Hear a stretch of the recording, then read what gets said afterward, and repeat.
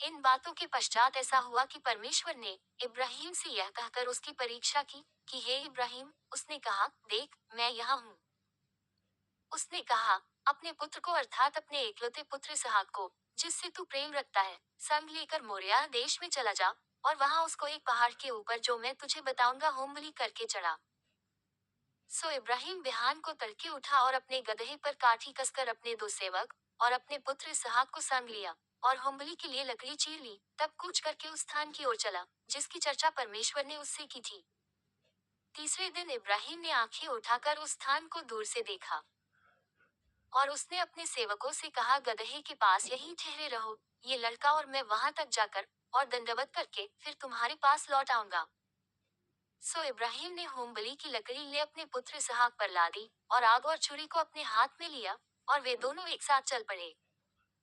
इसहाक ने अपने पिता इब्राहिम से कहा, हे मेरे पिता। उसने कहा, हे मेरे पुत्र, क्या बात है? उसने कहा, देख, आग और लकड़ी तो है, पर होम बलि के लिए भेड़ कहाँ है?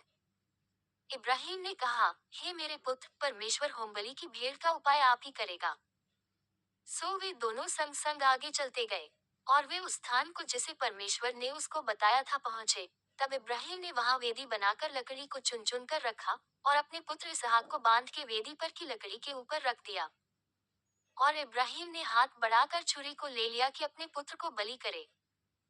तब यहोवा के दूत ने स्वर्ग से उसको पुकार के कहा, हे इब्राहिम, हे इब्राहिम। उसने कहा, देख, मैं यहाँ हूँ। उसने कहा, उस लड़के पर हाथ मत बढ़ा, और न उससे कुछ कर, क्योंकि तूने जो मुझसे अपने पुत्र, वरन अपने एकलौते पुत्र को भी नहीं रख छोड़ा, इससे मैं अब जान गया कि तू परमेश्वर का भय मानता है। तब इब्राहिम ने आंखें उठाई और क्या देखा कि उसके पीछे एक मेढ़ा अपने सींगों से एक झाड़ी में बंझा हुआ है। सो इब्राहिम ने जाके उस मेढ़े को लिया और अपने पुत्र की संति होम बलि करके चढ़ाया। और इब्राहिम ने उस स्थान का नाम यहोवा यिरे रखा। इसके अनुसार आज तक भी कहा जाता है कि यहोवा के पहाड़ पर उपाय किया जाएगा।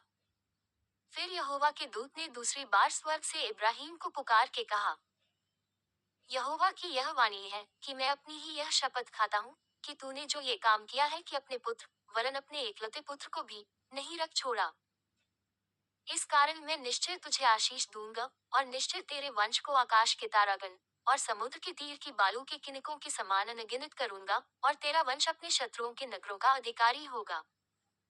और पृथ्वी की सारी जातियां अपने को तेरे वंश के कारण धन्य मानेंगी, क्योंकि तूने मेरी बात मानी है। तब इब्राहिम अपने सेवकों के पास लौट आया, और वे सब बेरशेबा को संग संग गए, और इब्राहिम बेरशेबा में रहता रहा। इन बातों के पश्चात ऐसा हुआ कि इब्राहिम को ये संदेश मिला कि मिल्का के तेरे भाई नाहोर से संतान उत्पन्न हुए हैं।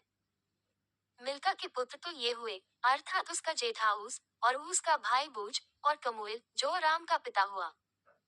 फिर केसेद, हजो, पिलदाश, इदलाब और बतूएल। इन आठों को मिल्का इब्राहिम के भाई नाहोर के जन्माए जनी, और बतूएल ने रिबका को उत्पन्न किया। फिर नाहोर के रूमा नाम एक रखेली भी थी, जिससे तेबह, गहम, तहश और माका उत्पन्न हुए।